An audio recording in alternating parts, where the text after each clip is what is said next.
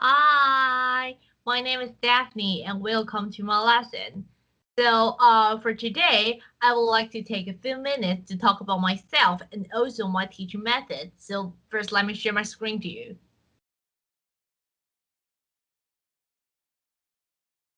So about me, that first things is that I'm Taiwanese and I'm a native Chinese speaker.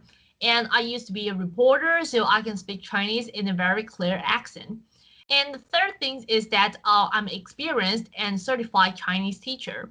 And uh, I have students like come from all over the world, and I have been teaching Chinese for years. And also, I hold a certificate, especially for teaching Chinese. And the next thing is that I have C1 level in English, so you will totally understand what I'm talking about during the lesson, so don't worry. And the next thing is that my teaching style, and I will focus on the productive aspect, which means that you will learn something you can really use in your daily conversation. And also, I will combine current events to keep your learning up to date and more related to your daily life. And the next thing is that you can find out more about Chinese culture in this lesson. Instead of getting you to memorize vocabularies or grammars by heart, like learning Chinese culture will help you to understand the logic behind it. So why Chinese people talk like that is because of our culture. And learning Chinese culture will develop your language intuition to like understand Chinese in the Chinese way of thinking. And also that we'll have a lot of exercise in this lesson. And you will not only know the knowledge you learned, you will also understand how to use it under different scenario and also in the proper manner. And the final things and the most wonderful things in this lesson is that I can customize your lesson based on your needs and interests. And the lesson also will design according to your current level. So welcome to let me know like what you like to learn. So let's get started. So this is for today's dialogue, and I will read it first, and we will jump into the vocabulary, and we will back to it later. So let me read it.林芳和大卫正在谈周末常常干什么。大卫，你周末常常做什么？我常跟朋友打球，有时候唱歌、看电影。你呢？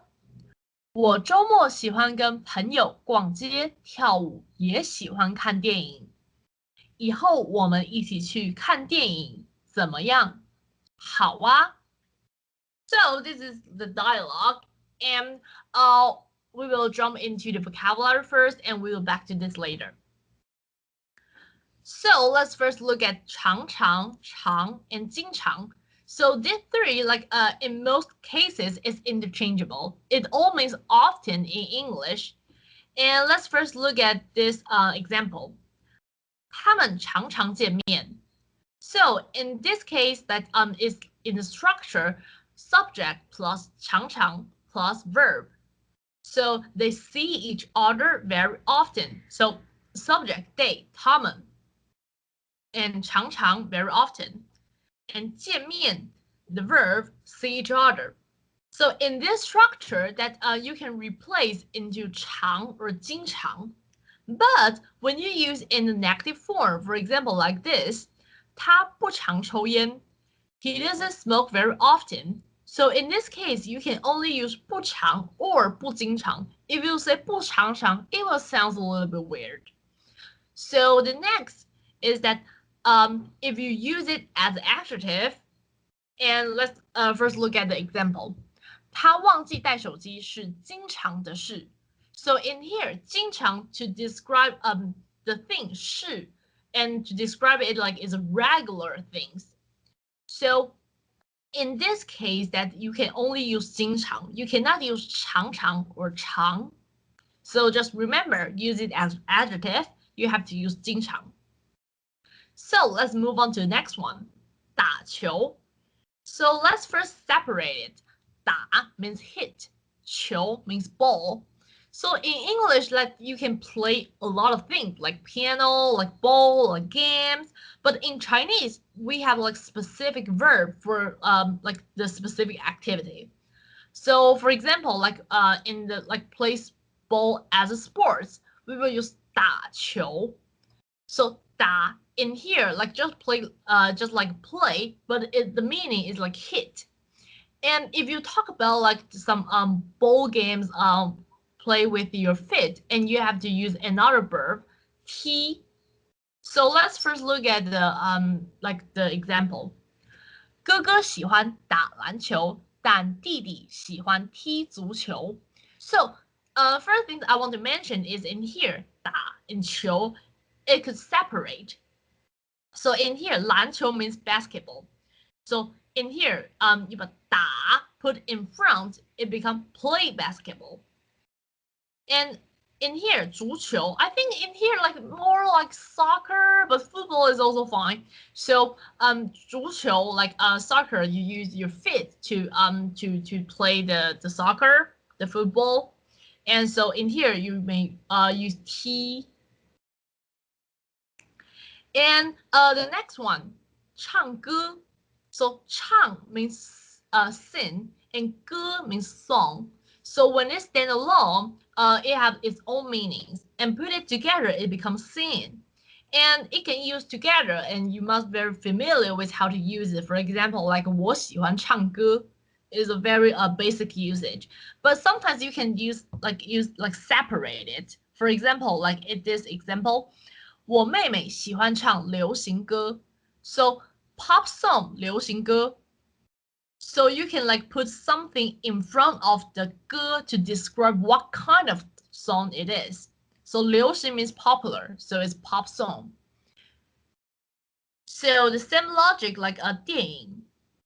电影 means movie, and when it's separate, 电 means electronic, and 影 means shadow.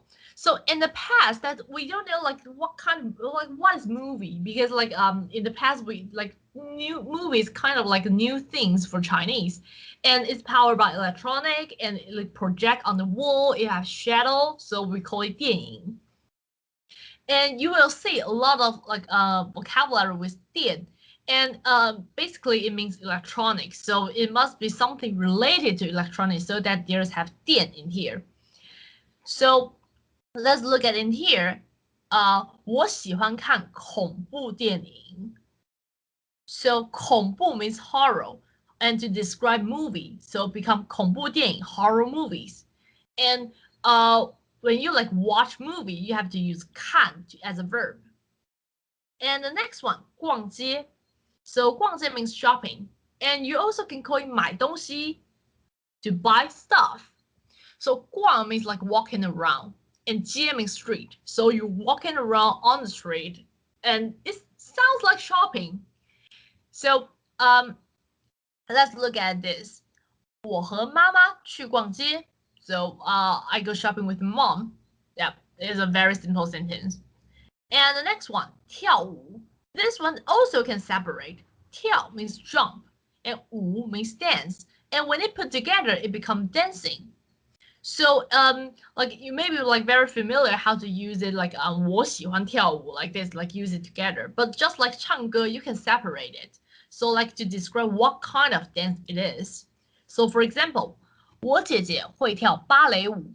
So ballet is to describe like what kind of dance it is. So ballet means ballet in Chinese, and 跳 to as a verb. So you put 跳in what kind of dance, and 舞. So you separate 跳and 舞. And the final one, 怎么样?